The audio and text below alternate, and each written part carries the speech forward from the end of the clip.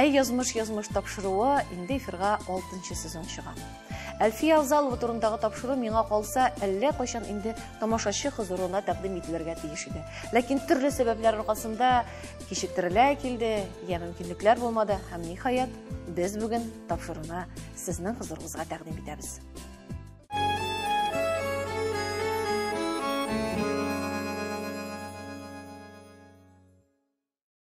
Исәнмесез, мөхтәрәм тамашачыларыбыз. Бүген бездә кунакта легендар җырчыбыз, халкыбызның сандугачы Әлфия Авзалова турында сөйләргә дип, аның кызы, аның җимеше бүген бездә кунакта Зөлфия ханым Нигъмәтҗанова кунакта. Исәнмесез, Зөлфия ханым? Исәнмесез. Бик шатбыз сезне күрүебезгә. Ниһаять сез килеп җиттегез. Әле төрле сәбәпләр белән без очраша алмый тордык. Әлфия Авзалова турында чыннан да бу тапшыруны тамашачылар да күптән көттеләр. Шул кадәр дә катлаулы язмышлы, шул хәтләттә гыйбрәтле язмышлы шәхес бит ул безнең татар халкының тарихында. Әлфия Авзалова кызы булу ничек ул? Шуннан башлыйк әле. Әлфия Авзалованың кызы булу бик авыр булды. Нишләп? Бала чактан да аның минем турында сөйләсәм инде, апам турында да бер-ике сүз әйтсәм дә, чөнки әни идә булмау дигән әйбер гел булды безнең белән. Шулай инде, артист баласы. Артист баласы. Ярый, әни сөйли иде бәләкәй чакта дие, син 9 айлык бала, мин сине гастрольләргә алып чыгар идем дие. Шул гармон чехулларына салып, шунда җыклата идем, үзем сәхнәдә идем дип, менә шулай итеп сөйли иде әни. Аннары инде үскәч, әни бит, әнине көттек инде үлә-үлә, беләсезме? Авыр булды. Төрлесе төрлечә, ничектер әйтим инде. Укыганда кемдер әйтә иде. Менә сиңа рәхәт, син Әлфия Авзалова кызы, һәм беләсезме? Аннары укыгар, инде менә театр училищесына кергәч, Марсель Хәким Сөләймҗановта укыдым, Найля Пагараева, Илдар абый, Хәйруллин. Шулар белән укыганда мин үземне бик, ничек әйтим, руслар әйтмешли, паблату кердем дип беркем дә әйтмәйде, чөнки анда бик серьезный, ничек инде шундый җитди, шундый отбор дигән сайлау булды. Шуңа күрә мин бик яратып, шундый анда гына миңа әйтмәделәр. Менә син Әлфия Авзалова кызы булгач, сине алдылар дип. Булай гел ишетергә туры килде һәм аннары инде эшкә чыккач, эштә дә төрле сүзләр булды, көнчеллек тә булды инде, төрле хәлләр булды. Ләкин шулай да менә Әлфия Авзалова кызы җиңел булмаса да, горурлык бармы? Әлбәттә бар горурлык. Беләсезме, мин шул хәтлек горурлана идем, минем әнием шундый бүйек җырчы дип балачактан бүйек икәнен аннары гына аңладым инде, дөресен әйткәндә. Мин шакката идем, ничек ул киенә, ничек ул үзен сәхнәдә тота, ничек ул кешеләр белән, ничек әйтим, тамашачылар белән теге контактка керә. Шул хәтлек мин горурлана идем һәм бик шатлана идем. Мин әйтәм, мин бәхетле, минем әнием Әлфия Авзалова дип. Сез үзегез дә шул хәтлек ошагансыз. Менә хәтта ки менә Әлфия апа утырган кебек каршымда. Шуннан да бик ошагансыз, шулаймы? Әйтәләр безгә. Шулай, мин үзем дә әйтәм бит. Иртәнге сәгатьтә көзгегә ванныйга кергәндә, көзгә карасам, менә соңгы елларда карасам, уф Аллам, әни басып тора. Мин әйтәм, кирәк бит, шул хәтлек ошаганмын. Миңа апам да әйтә, гүзәл. Зөлпеш дие, ул мине Зөлпеш дип җиртә. Зөлпеш, син картайган сайын, гел әнигә ошап барасың дип. Ну, әнинең дәрәҗәсенә җитеп булмый бер качанда, әле пока җиткән кешене күрмәдем. Шуңа күрә һәр кешенең үз урыны. Без ул урынны беләбез. Әлбәттә, һәркемнең үз язмышы. Инде язмыш дигәннән Әлфия апаның язмышына әйләнеп кайтыйк әле. Кайларда туып үскән ул, чөнки кемдер аны Башкортстанда ди, кемдер аны Актаныш Татарстан ди, Башкортстанлар о безнеке ди, татарлар безнеке ди. Менә чындырсын сезнең авыздан ишетелгән. Сөйләгез әле, бала чагы, гомумән менә кадимди гаиләдә туган, бөтенесендә. Ул Башкортстанда туган иде, Калтас районында, Яңа Кабан дигән авылында. Аларның гаилә инде теге байлар булмады, хәерчеләр булганнар инде. Ул мин бик күп белмим, чөнки ул бик күп сөйләмәде. Ул әйтә, нәрсә мин сиңа сөйлим? Мин ятим бала булып үстем. Мин әйтәм, әни, мин әйтәм, нәрсә менә синең китабыңда бар, мин шуны укыдым, мин әйтәм, шундый үлеп җырлап утырлык, шундый синең, мин әйтәм, язмышың бик авыр булган. Ул әйтә, мин дие, әтием дие, конюк булган икән аның. Ат караучы булган. Әнием дие, яшь хатын булгач, бала тапты, инде менә 3 бала тапты да. И 27 яшендә үлеп китте мәрхүм. Нәрсәдән үлеп киткән? Тиф булган аның. Әниемне дие, менә үлеп китте дие.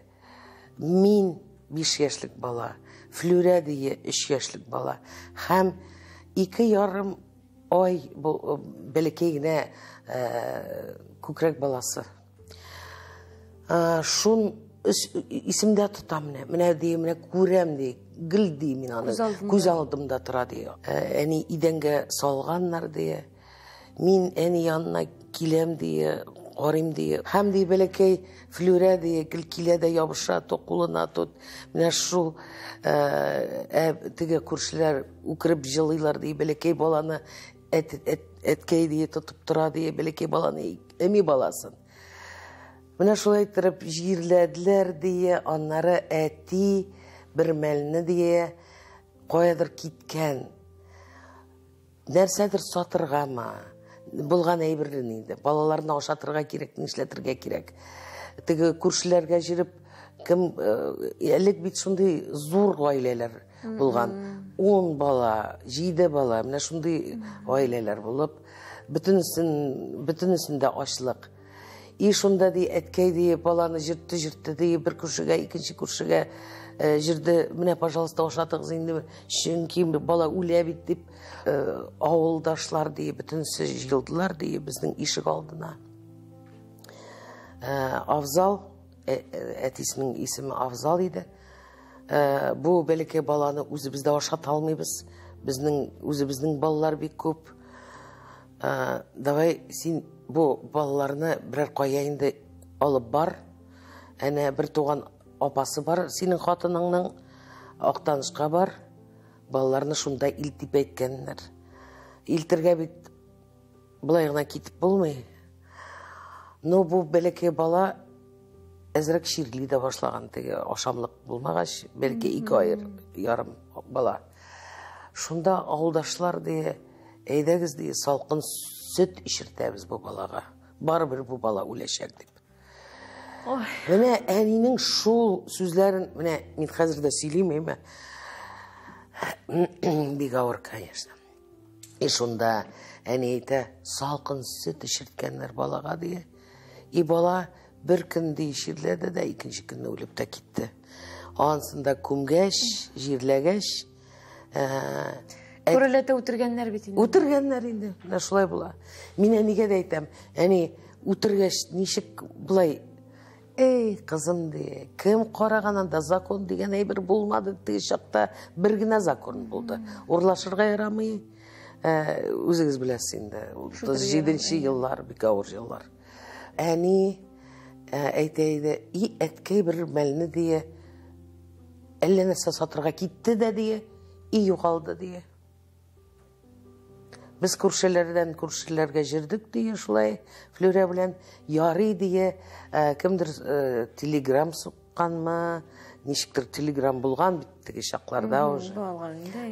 Актанышка анда бер туган апасы яши иде. Ул балаларны алып киткән Актанышка. Менә шулай Әлфия Авзалова Башкортстаннан ләкте Актанышка, Актанышыбызга. Менә шулай итеп, менә шундый язмыш. Апасы карап үстергән буламы инде моны? Анда булай гына бетмәде, әйтәм бит. Мәрхүм Җыракай дип әни шуны шулай итеп атады. Закирәттәй дип җиртәләр иде аны. Җыракай. Менә шул Җыракай Мин бераздан төзәтмә кертәм. Жиракай ул Актанышта ул сөйләм теле ене ж дип әйтәләр. Диалект инде ул. Ерак сүзенә Еракай, Ерак апа. Еракта яшәүче апа. Еракай һәм инде Актаныш әйткәндә Жиракай була инде бу. Шуңа күрә әйтәсем килә, шул Жиракай мәрхүмкәем балаларны алып Актанышка алып килде үзенең. Аның балалары булмады үзенең. Бик авыр булган. Һәм балаларны ашатырга бит Актанышта каян алырга? Ярма урлаган инде әби. Балаларга әби дип без җиртәбез. Жиракай бодай урлаган. Бодай урлаган. Шуны тотканнар. Шуны тотып 7 елга утыртканнар төрмәгә. Ходаем. Ул ярый теге ничек яхшы. Бәхетсез әйме. Әнидән калган. Инде хәзер 7 елга апаларны тоттылар. Аны 3 ел ярымнан чыгарганнар. Чөнки теге амнистияга ләккән. Шулай иттереп, бер уш бодай өчен шулай иттереп балаларны детдомга биргәннәр инде. Аннары инде детдомнан Жиракай безне алгалы иде дие, теге кашан җәй көннәрне, ниләрне без шунда укыдык дие. Флүрә апа белән төрле детдомда булганнар, нишләптер белмим. Аерганнар. Аннары инде бергә укып нитеп бетереп, әни инде сөйли иде. Мин булдым 15 яшьтә урнаштым Актанышта избачитальняга, клубка. Шул клубка килдем дие, мине алдылар, мин теге самодеятельностьта катнаштым дие, шул катнашканда гел мине чакыралар иде, кемдер килә икән, әйдә Әлфия җырлап җибәр әле. Мин аннан сорый идем, әни, каян синең шундый моң дигән әйбер чыга? Мин әйтәм, ул әйтә иде, беләсеңме, балакаем, шундый авыр ятимлек, хайыр сорашу, шундый авыр бала чагы. Ятимлек ачысы, хәсрәтләр, моң булып аның инде күңеленә җыелган. Әлбәттә, табигатьтән бирелгән сәләте дә булган инде аның. Ул кайчан җырлый башлый? Шул читальный залга язылгач җырлый башлый. Шул избачитальныйда эшкә урнашкач, шул самодеятельностьта һәм анда бер мәлне дие Рәшит Вагапов килгән гастрольгә. Инде элек бит шулай иде. Әйдә әле җырлап күрсәт, менә Рәшит Вагапов килгән. Атаклы җырчы. Шунда әни җырлаганда Рәшит Вагапов әйткән, сиңа укырга кирәк, кызым, Казанга барырга кирәк. Һәм инде аннары килде җыр һәм бию ансамбле. Гастрольләр белән Актанышта. Шунда инде тагын әнине җырлатканнар. Шул икенче мәртәбә җырлатканда коллективлары зур иде. Мине яллам дие. Аннары миңа дие Хәмит абый әйтә, "Уялма, җырлап җибәр." Мин ул гармунда уйный иде. Әни инде җырлаганда тегеләр әйтәләр икән. Әйдә Әлфия, безнең белән китәбез. Әни 16-17 яшьтә уже Казанда булды. Киткән бу Казанга. Ияреп киткән. Шунда 1-2-3 айдан солистка, хористка булган уже ансамбльдә. Кызыкаем ди, миңа әйтәләр ди, фотосессия дигән әйберне аннары миңа сөйләде. Карточка төшерергә минем киемем юк ди. Разия Патимирханова ди, әйдә кил монда кызым, мин сине һәр киендерәм. Үз гардеробын ди, мине өйгә чакырып, әллә монсын кигезә, әллә монсын кигезә, монсы килешми, монсы килешә дип, менә шулай итеп ансамбль вакытында менә шуны гел сөйли иде инде. Разия апа Тимирханова һәм Сабир абый, аның ире, әни аларда инде минем икенче өем булды ди шунда. Беренче өем Казанда гел килә идем дип. Менә шулай.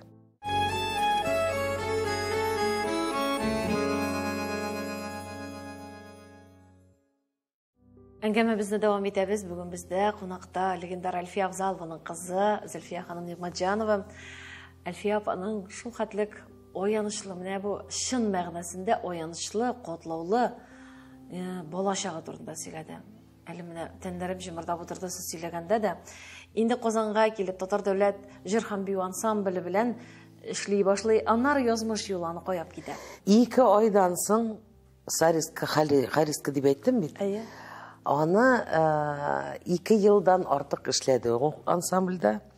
Һәм инде аннары Татар дәүләт филармониясына бөтенсе, Габдулла Тукай исемендәге филармонияга бөтенсе, ничек әйтим инде. Шунда Ключерев Александр Ключерев әнине чакырган, әйдә яңа бригада ачабыз дигән. Син матур җырлыйсың. Әни ярый дигән иде, как раз Илһам абый Шакиров килеп чыкты. Шуңа күрә аларга икесенә шундый молодежный дип яшь бригада ачтылар. Яшьләр бригадасы. Шунда бер отделениесын Әлфия, икенчесе Илһам. Шулай итеп алар 2-3 ел бергә эшләгәннәр. Аннары инде әни бит ул шундый иде. Ничек әйтим инде, русча әйтмешли, ул неуемная.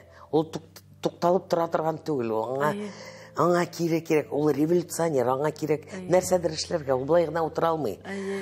Илһам абый ул төпле кеше, төпле, ул аңа уйлап, нитеп, әни башлады үзенең теге, ничек әйтим, сольный карьера дигән сүз. Менә шул сольный карьерада 1-2-3 ел эшләде ул гармон белән. 2 гармонист бар иде. Һәм аннары ул әйтә, тагын берәр нинди тавыш кирәк иде. Шунда кларнет алган. Менә Казан инструменталь ансамбле, Казан утлары дигән ансамбль килеп чыкты әнидән, беренче ансамбль. Әлфия Авзалова беренче җырчы, кем музыкаль кырауларны үзенең коллективына кертте. Анда барабан, соло гитара, бас гитара, ритм, клавишалар, саксофоннар, трубалар, менә шундый баян, скрипка, шундый зур оркестр белән эшли башлады ул. Алар бөтенсе музыкант иде, чын музыкантлар. Әни инде музыкаль училищеда әзрәк артка кире кайтам. Музыкаль училищесында укыды 2 ел. И аңа Аухадиев үзе әйткән, кызым, халык тавышын, милли татар халыкчан тавышны син монда югалтасың. Аңа куя башлаганнар академ вокал. То есть опералар, ниләр, әни шулай итеп сөйли иде. И ул әни киткән ул училищеда. Ну, эшләп, укып, шунсы да авыр иде. Аннары бит ул кияүгә чыкты иртә. Ничә яшьтә кияүгә чыга ул?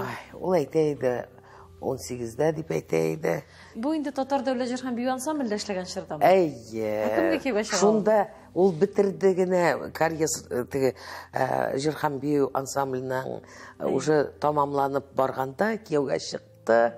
Кемгә кияүгә чыга ул? Беләсезме, бик яхшы кеше иде Зинур абый. Бекин, минем апамның әтисе, ул инженер иде, авиационный заводта. Каян танышканнар? Атаклы. Ну, кайдыр танышканнар, аны сөйләмейде. Сөйләмейдеме? Ну, ул аның белән 1-2 ел гына яшәгән дә, ир кешегә бит нәрсә кирәк? Ир кешегә кирәк. Хатын, гаилә, пөхтәлек, ашарга әзер, бөтен нәрсә җыелган, ителгән чисталык. Шунда инде җыракайны әни алып килгән Казанга, чөнки бәби бар, гүзәл, минем апам. Тегеләр аерылышка инде шушы әби дип җырттык җыракайны. Әби карады инде гүзәлне. Аннары Илһам абый белән аларның мәхәббәтләре булып киткән. Ну, бергә гастрольләргә җырганда. Шунда булган. Аннары инде 6 яшьтән әни минем әтигә кияүгә чыккан, минем әти аның образованиесе инженерный иде, но ул эшли иде таксида. Чөнки таксистлар яхшы алалар иде. Бик яратып чыккан дип әйтте, безгә сөйләде. Но минем әтием мәрхүм, ул бик көнче булган. Әни әтием белән минем белән авыр вакытында аерылышкан суташа. Сез тумаганда булган. Мин тумаган идем. Менә аннары инде әни, Аллага шөкер, бик яхшы үзен сизә башлады.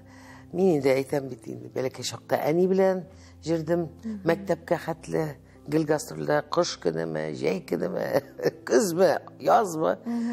Аннары инде мәктәпкә киткәч, бик каты инде сагынып әнине көттек. Менә шундый тормыш булды.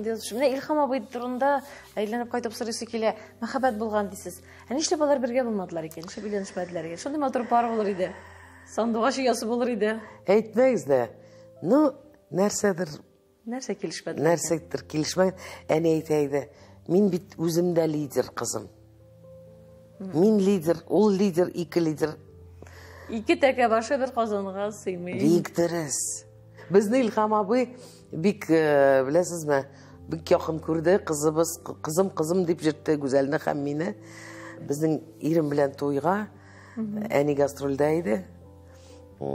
И ул шалтыраткан Илһам абыйга, аның телефонына шалтыратып, дигәне Илһам абыйны уятып, Илһаметтин, Зөлфия кияүгә чыга, әйдә туена бар әле.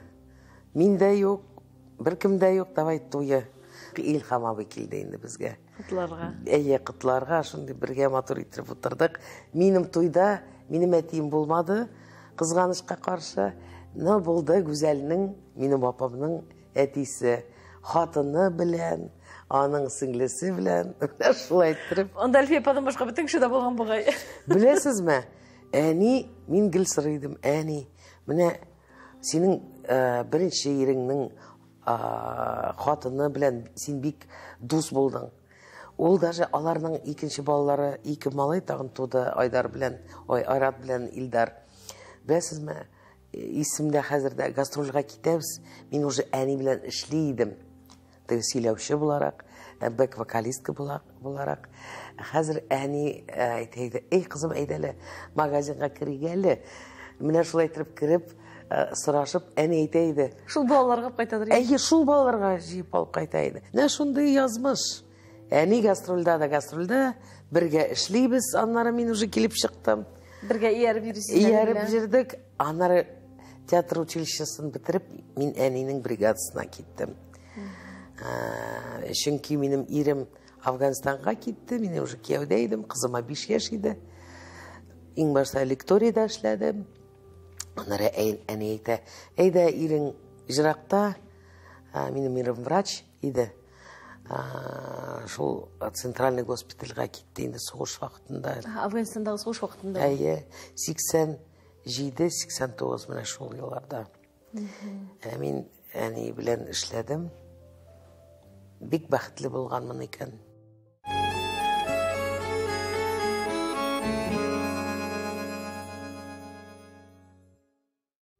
Бездә кунакта бүген Әлфия Авзалованың кызы Зөлфия ханым, Әлфия апаның тормышы турында, гаилә корган вакытлары, балалар үстергән чорлары турында сөйләшәбез. Инде менә сезнең әтиегез белән шулай гаилә барып чыкмагач, аннары кияүгә чыктымы? Аның тормышында юратлар булдымы? Булды. Аның бер музыканты белән аерылышкач, инде миңа күпме, 4 яшь идеме, 5 яшь идеме. Аның иң яраткан кешесе булды. Аның исемен әйтмим. Чөнки ул гаиләле кеше, билгеле кеше. Но аларның бик зур мәхәббәт булды. Чын мәхәббәт. 22 ел элемтәдә булдылар. Беренче 15 ел алар бергә гастрольләргә җирделәр. Аннары инде аңа үйленергә кирәк иде. Әни аннан 8 яшькә олы иде, 8-9 яшькә. Шуңа күрә әни әйтә иде, сиңа үйленергә кирәк. Яшь хатынга үйленеп, нитеп, и әни шунда бик каты страдать итте. Эй, Ходаем. Анда да ул кеше бик сагынып, кайчандыр тәрәзә төбенә карасам, машина тора, ул күзәтеп тора, просто утка карый, беләсезме? Ул белә, что әни чыкмый да, нитми дә. Аннары инде нәрсә дип әйтим, әни әйтә иде, сезнең арада мин бер кашанда өйләнгән кеше белән бернинди эш алып бармыйм. Чөнки мин беләм, бик авыр ул хатыннарга да.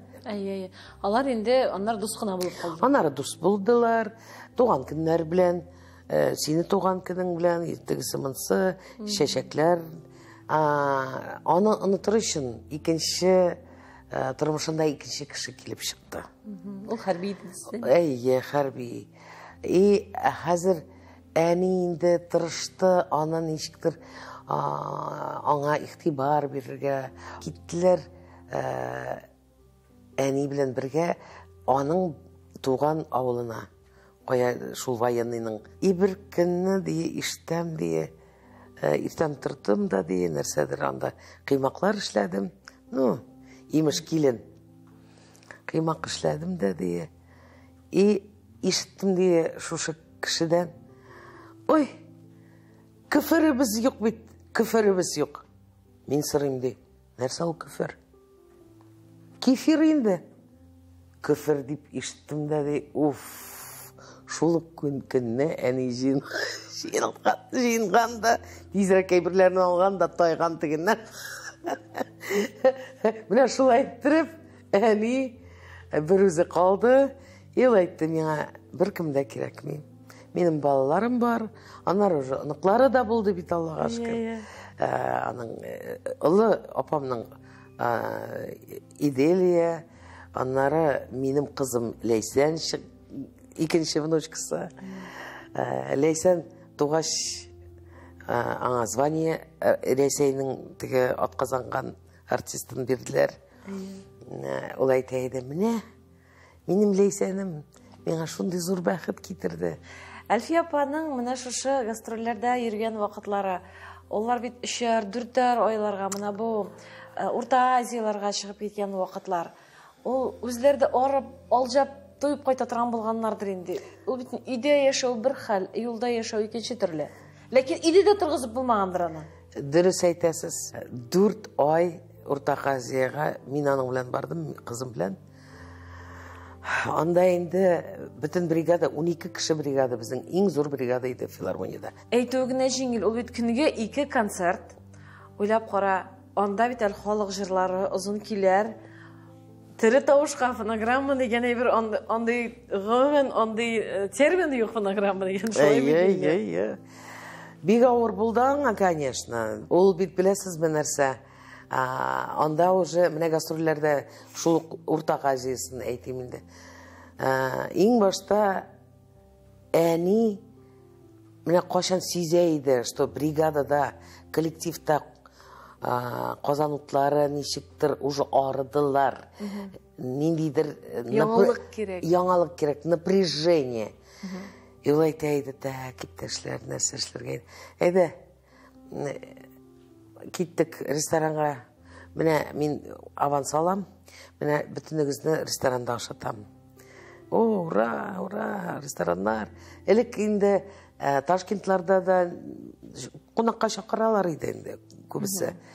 Соңгы концерт Ташкентта әни әйтә иде, без 3 кыз, биюче, мин һәм әни, 3 хатын кыз.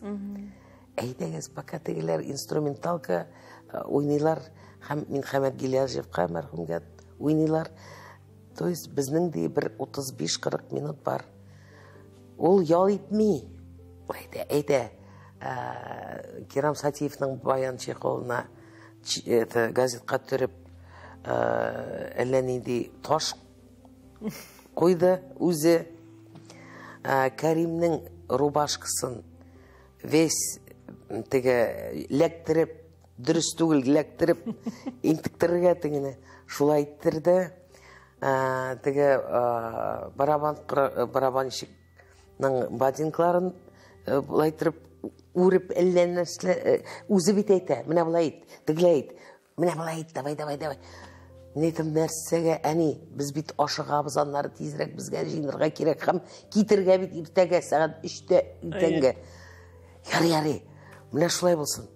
Тегілдер тезірек, чуваки, ол айты, чуваки деп енді, енді, жаргон. Чуваки, давайте, собирайтесь, быстренько, ең башта на сцене, анлары переоденемся. Значит,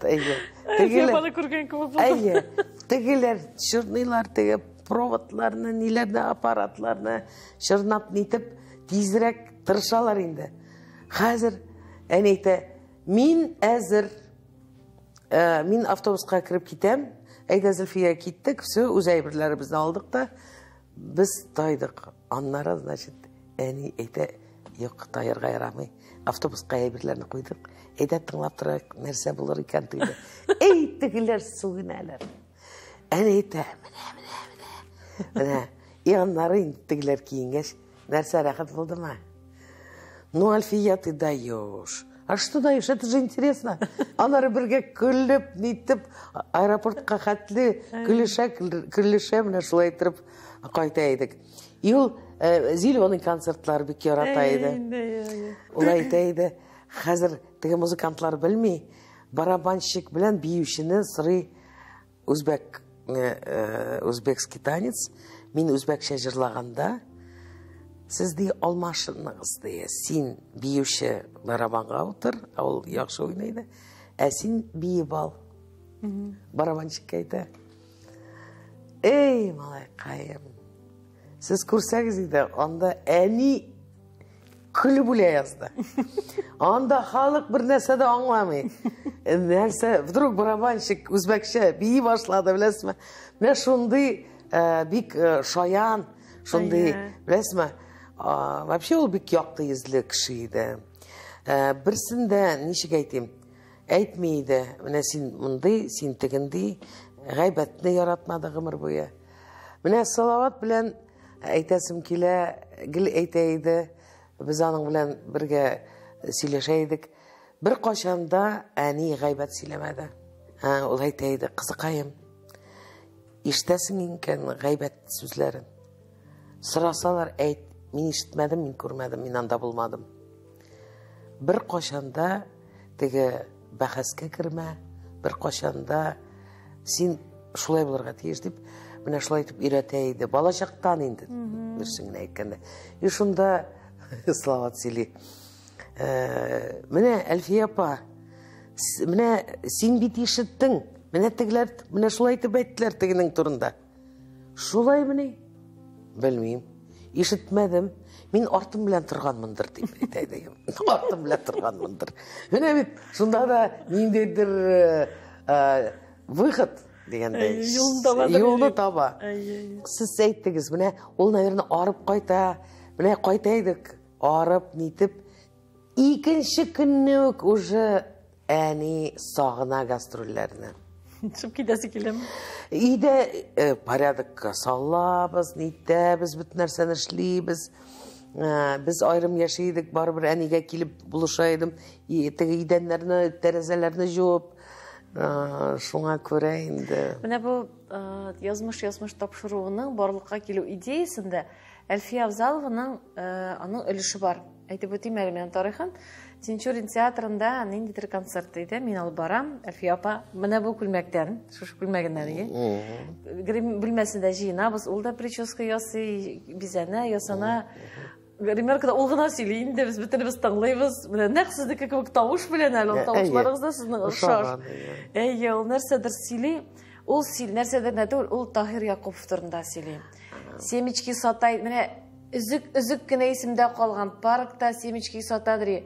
Ол семечки сататырған жыршы идімінесің. Балақайым дия, міне шол балақайым дегенінде қатырлейм. шул хәтлек үзе шибәр, үзе матур җырлый. Һәм ниндидер тарих сөйләде. Һәм мин тыңлап торам, мин дә бит журналист. Мәйдәм камера булсын хәзер микрофон белән куерга иде, шушыларны яздырып алырга иде. Булар бит мәйдәм тере тарих. Булар бит мәйдәм бер-бер артлы китеп баралар. Үзләре белән күпме мәгълүмат, күпме тарих, үзләре белән күпме шундый вакыйгаларны алып китәләр бит. Дип менә шулай шул идея, булсын менә шундый бер тапшыру. Утыртырга иде дә, сөйләтергә иде бөтенесен дигән. Менә ул шул вакытта менә бүгенге өстемдә менә Аллаһ, бүгенгедәй күз алдымда менә шул грим бүлмәсе. Ишек кырындарак менә Әлфия апа, мин тәрәзә янында түрдәрәк, уртада тагын бер-ике кешеме, бер кешеме. Ул менә баскан шушы күлмәктән һәм шулай итеп нәрсәдер сөйлидер Тахир Якубов турында. Шул уй килде, менә ул тапшыру идеясы күңелдә йөридер иде. Менә шулай менә Әлфия апа булган җирдә, мин хәтерлим, урыны оҗмах түрендә булсын, искә алуларыбыз дога булып барып ирешсен. Ул булган җирдә менә һәр вакыт инде бер суета иде инде менә. Тыныч кына менә шундый тормыш түгел, ул һәр нәрсәдер сөйли, көлә, бөтен кешенең хәлен сораша, бөтенсенә нәрсәдер ярдәм итәсе килә. Менә шушындый. Һәр ничектер менә әйтәләр бит әле, компаниянең җаны дип, шундый. Дөрес әйтәсез. Шундый иде. Менә әйтәсем килә, менә шул ук Кәрим Габидуллин инде иң ничек әйтим инде, әнинең уң кулы инде. Уң кулы. Гомер буена бергә эшләгән. Санияның хатыны. Әйтәсем килә, менә шул ук Средняя Азиядан, Урта Азиядан кайтабыз. 2 көн үтә. Булды, эшем бетте, мин киттем Кәримнәргә. Нәрсәгә Кәримнәргә барасың? Яңа берәрдән инде безгә кирәк яңа җыр. Ул бит туктый торган кеше түгел. Уже ничек әйтим, киләсе гастрольгә икенче репертуар кирәк. Икенче җырлар кирәк. Мин былай дие гел бер төсле җырны, ярый халык җырларын аңса аңлашыла. Башкорт халкы, татар халкының менә аның язмышы балачакта катлаулы була. Менә соңыннан ул аның бәхетле булдымы язмышы? Шулай да авыр булдымы аның язмышы? Ул әйтә, мин барыбер бәхетле хатын дип әйтә. Минем Аллага шөкер 2 кызым бар. Минемыныкларым бар. Ынык-чыклары да, менә минем Рената 2нче кызым, Гүзәлнең Аскар малае. Минем яктан минем 5 ыныгым. 4 ыныгымны күрде әни, кулында тотты. Ынык-чыклары инде. Минем бәләкәй ыныгым Майя аны гына күрмәде. Ул менә балаларга карата нинди әбиде? Ул әби бик яхшы иде. Бик яхшы, бик ярата иде. Ул әйтә иде миңа, мин кайчандыр балага бит әйтәсең замечаниялар. Алай әйтмә инде дип әзрәк теге ачуланып нитеп, әни әйтә иде. Нишләп алай кагыласың? Әйтәм, әни, син үзең дә тотмыйсың, что ли? Син бит бик йомшак әни булмадың. Ул әйтә, мин сезне тәрбияләдем, ашаттым, киендердем, укыттым. Сез шулай булырга тиеш. Әйтәм, без алар өчен без дә шулай булырга тиеш. Кызым, аңламыйсың, алар бик тәмле. Балаларның балалары тәмлерәк дип әйтә иде.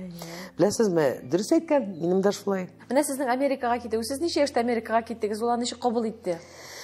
Без бит иммигрантлар булмадык. Без эшләдек Татарстан өчен, Татарстан Республикасы өчен.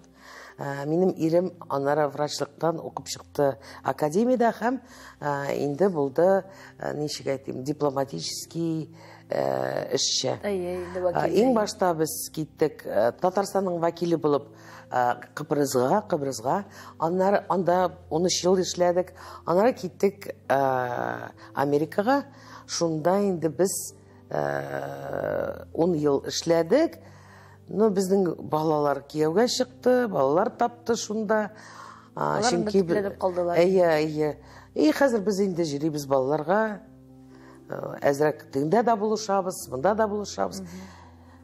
Әмма ләкин әйтәсем килә, минем Мәскәүдә пропискам булса да, квартирам булса да, минем иң якын, иң ничек әйтәм, туган җирем минем Казанда. Шуңа күрә быел минем кызым кайткан иде Америкадан ял итәргә балалар белән. Ул әйтә, әни ди, миңа монда квартира аласы бар, мин кайтасым килә ди, монда шундый рәхәт ди. Беләсезме? Мин әйтмә, әйрең белән ни эшләрсең? Татарча өйрәтәрбез дә ягын. Кайтасы килә димме? Кайтасы килә. Андый кешеләр бик сирәк бит, Европадан кайтасылар килмәктәләрнең. Кайтасы килә аның. Ул сагына Казанны. Мине инде әнием монда җирләнгән. Мин 10 көн сайын барам, аның һәйкәлләрен сөртеп, матур итеп, гүзәл белән, апам белән, племянниклар белән, балалар булганда, алар белән җырыйбыз. Сез бит әле үзәк ачып җибәрдегез, шушы Әлфия Авзалова үзәген, аны җитәклисез. Нинди эшчәнлек алып барыланда? Беләсезме, иң башта әйтәсем килә, менә шушы рәхмәтләрен әйтәсем килә, шушы Радик Мөхәррәмовка, Абдрахмановка. Без аның белән сөйләштек тә, ул әйтә, давай ди, менә минем бар ди бер бүлмә, бүлмә дә түгел ул ди. Ну, аннан нәрсәдер эшләп була. Әйдә, Әлфия апаның ди, костюмнарын куйык шунда. Мен әйтәм, давай тогда творческий вечера, мен әйтәм, теге иҗат кичәләре үткәзербез, мен әйтәм шунда. Мен әйтәм, менә пианино алып куйсак, баяннар булсын, мен әйтәм, кыраулар булсын, ниндидер. Әнинең теге сәхнә күлмәкләрен, менә шулай итеп пластинкаларын, шулай итеп ачып җибәрдек. Безнең анда джазовый кичәләр була. Теге шагыйрьләр киләләр, композиторлар киләләр, инструменталистлар киләләр. Җыялар, ну, үзләренә күрә мәдәни учак. Менә шундый зур түгел ул. Анда бер 25-30 кеше керә, сыя дигәндәй. Әмма ләкин анда ниндидер атмосфера, анда беләсезме, бөтен кеше әйтә. Менә студентлар килә иде, туристлар бик күп керә, туристлар керәләр, шаккаталар, аларга сөйлиләр инде, нәрсә ул милли татар көе, кем булды, Әлфия Авзалова, Илһам Шакиров, кем хәзер Салават. Әлбәттә, минем бик күп хыялларым бар. Хәзер менә Алла бирсә, әнинең юбилей концерты узарга тиеш. Камал театрында Алла бирсә постановка булачак Әлфия Авзалова турында. Ул музыкаль спектакль булырга тиеш. Сез беләсездер инде, Курчак театрында бик матур Әлфия дигән спектакль бара. Минемчә, Илгиз Зайнев уникаль постановка куйды. Минем бик зур теләгем үзәк Әлфия Авзаловага гына түгел, Илһам Шакиров турында сөйләргә. Татар мәдәниятенә, җыр сәнгатенә нигез салучылар. Беләсезме? Менә именно менә Советлар Союзында җырлаган, эшләгән, җырлаган кешеләргә, чөнки алар бит андый акча дигән эшләмәделәр. Әни бит әйтә иде, мәрхүм. Менә бит, мин хәзер менә булсам иде, хәзерге дөньяда, хәзерге вакытта, менә мин миллионер булыр идем, кызым. Мин әйтәм, ярый инде, ладно, Аллага шөкер, әни. Булганыңа, мин булганыма бик шатмын дип әйтә иде. Аллага мең шөкер. Шуңа күрә, шулай, аның булганына ул гына түгел, татар халкы да бик шат дип әйтер идем, чөнки шәхсән үземнән чыгып әйткәндә, менә мин Әлфия Авзалова белән бер сәхнәдә эшләдем бит дип әйтә алам, концертлар алып барганда, аны юбилей концертына барырга туры килде. Шуңа күрә без бәхетле, шуны менә без аларны тере килеш күрдек. Менә бу күлмәкләр, минем күлмәкләрем белән шулай гримеркада илеп торадыр иде. Менә карап торам, шул хәтлек гәүдәсе дә җыйнак булган аның, әйбит. Аның төрле чаклары булды. Менә бу күлмәк соңгы елларда. Монысы инде соңгы еллар. Аның мондый чаклары да булды. Менә мондый чаклары да булды. Менә мин аның... Ләкин ул үзен карап йөртәдер. Пока, ул бик матур киенә иде. Тормышта да, сез бит беләсез, бик яхшы вкус дигән әйбер бар иде анда. Шулай. Үзе бит уйлап чыгарды. Артист кеше ул һәр яклап әлбәттә үрнәк булырга тиеш. Ул теге матур җырлау гына аз, ул инде кыяфәте белән дә, сөйләме белән дә, үзенең тормыш рәвеше белән дә һәр вакыт үрнәк булып торырга тиеш. Менә алар шушы девизны һәм менә шушы миссияны дип әйтик, алар күтәреп барган, алар тулы бер буын артистлар иде. Һәм Әлфия Абзалова шушы буынның иң якты бер өлгесе, иң якты бер әйдәп баручы, әйдәманы дисәң дә бер дә ялгыш булмас.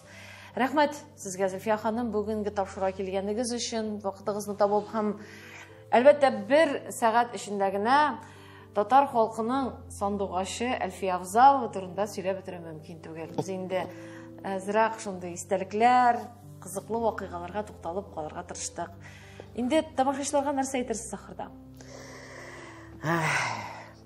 Тарихны сакларга кирәк. Безнең менә фонд бар, әйме. Аллага шөкер, ул фондны безнең ничек әйтим инде, поддержать итә безнең рәисебез Минтимер Шәрипович, безнең мәдәният министрлыгы. Шуңа бик зур рәхмәт сүзләремне әйтәсем килә. Һәм инде бөтен артистларга кем әнине хөрмәт итеп, менә шулай итеп, матур итеп, аның җырларын алып, аның теге репертуарыннан җырларын алып җырлаган өчен мин бик зур рәхмәтләремне әйтәсем килә. Һәм безнең фонд исеме саклау һәм үстерү. Чыннан да сез бик зур эш алып барасыз, чөнки бөек җырчылар алар. Аллага шөкер, безнең тарихыбызда күп, ләкин менә аларның гомерен озынайтуда, бөтенсенең дә гомерен озынайту юнәлешендә эш алып барыла дип әйтеп булмый. Сез инде шушы эшегездә уңышлар телибез сезгә. Киләчәктә дә Әлфия Абзалова исеме әле бик күп булымнарга барып җитәр. Иншалла, җитәчәк тә, чөнки андый шәхесләрнең иҗаты алар онытылмый. Рәхмәт сезгә. Бик зур рәхмәт сезгә. Инде тамашачыларыбыз, сезгә дә бүгенге тапшыруыбыз белән күңелләрегезгә нинди дә булса гыйбрәт бирә алсак, Әлфия Абзалова турындагы хатирәләрегезне яңарта алсак, без бик шат булырбыз. Әйләндереп тыңлагыз. Чөнки Әлфия Абзалованың җырларын хәзер табу авыр түгел. Интернетка кереп Әлфия Абзалова дип язсагыз, тулы бөтен аның гомер буена җырлаган җырларын тыңларга мөмкин. Шул вакытта гына без тыңласак кына, балаларга тыңлатсак кына, әлбәттә бу җырлар яшәячәк, мондый шәхесләр яшәячәк һәм иң мөһиме, шушы җырлар аша безнең милли асылыбыз яшәячәк. Без эшләмәсәк, аны беркем дә эшләмәячәк, әлбәттә. Рәхмәт сезгә рәхмәт. Тагын бер атнадан очрашырбыз. Исән сау булыйк.